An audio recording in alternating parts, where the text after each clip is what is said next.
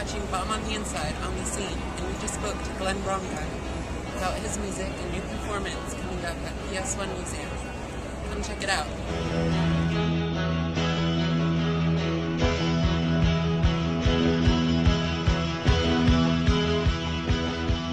It just really resonates with me in terms of music as an event, and that it goes back to something earlier, you know, that it's something to be experienced, and there's a duration to it, and it begins and ends,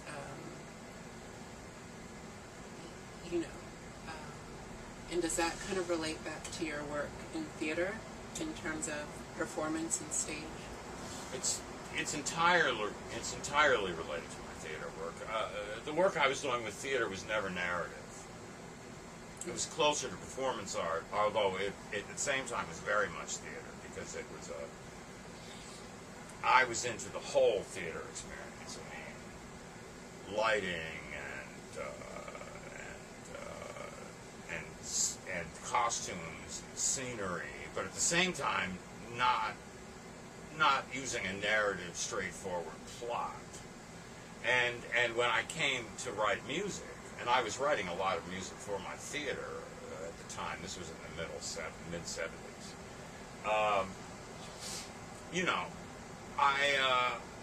I basically wrote music in the same way. I wasn't interested in writing a narrative plot, so to speak, in the music. I was looking more for a kind of field of sound, and I wanted something magical. I mean, that's what I was trying to do with my theater, was to make magic on stage.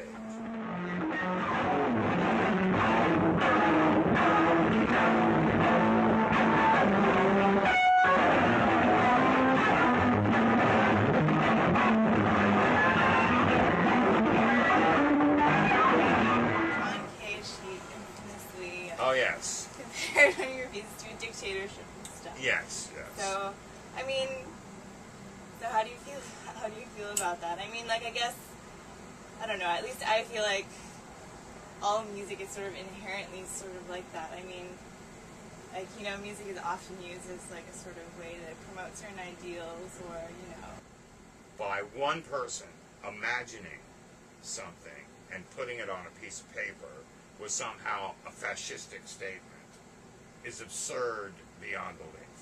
I mean, for instance, I love to read. And as yet, I have never seen a collaborative novel or an improvised novel that was worth more than a piece of shit. I mean, good novels are written by one guy who imagines something and figures out a way of putting it onto a piece of paper. This idea of an artist, I mean, would you call a painter a dictator because he doesn't collaborate with other people on his paintings? I mean, you have a vision, you have an idea, and you wanna see that idea realized, and you don't want to compromise that idea. And you're not making anyone. You're not forcing anyone to do anything. It's not a political thing. I mean, this idea of Cage trying to turn art into politics was ridiculous. And I think that if you listen to Cage comments about it, which I've actually released on a record recently in the last couple of years, there was a long interview with Cage. It goes on for 15 or 20 minutes about my music. And I put the piece of music on that record that he was attacking. So you can decide for yourself, whether what he was saying made any sense or not. Personally, I thought it was very funny. I think he was probably stoned or something when he was saying half of that stuff. I don't know what was going on.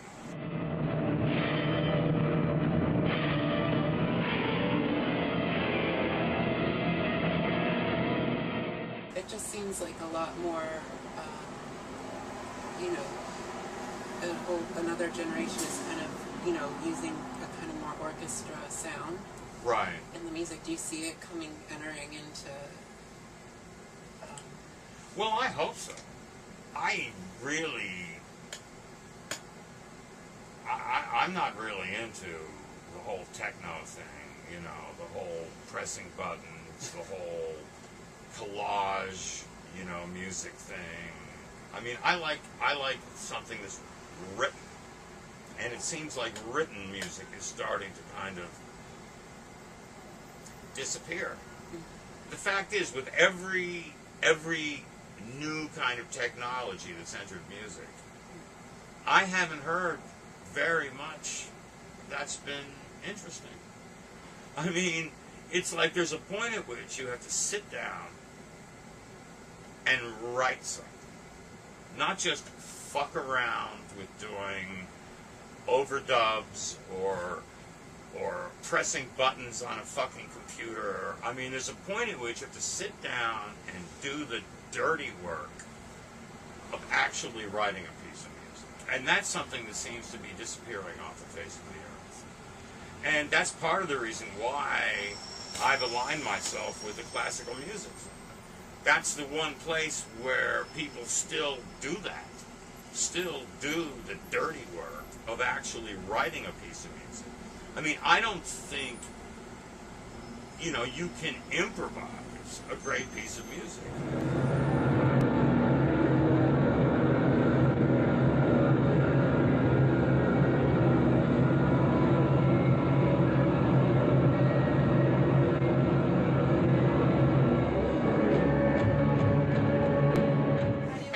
How do you want your audiences to perceive your music? What do you want them to? Or what do you want them to take away? I want them to get their rocks off.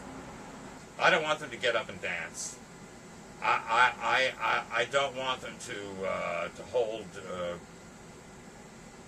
flashlights or whatever in the air. You know, I want them to sit there and be blown away. So like some kind of transcendence or something? Yes. Yeah, I hate to use words like that. I don't know what other words there are to use, but you're right. It's that. It's exactly what I want people to experience. I mean, I want them to go somewhere else. I want them to find something that they've never found before, to see something or to hear something they've never thought about before.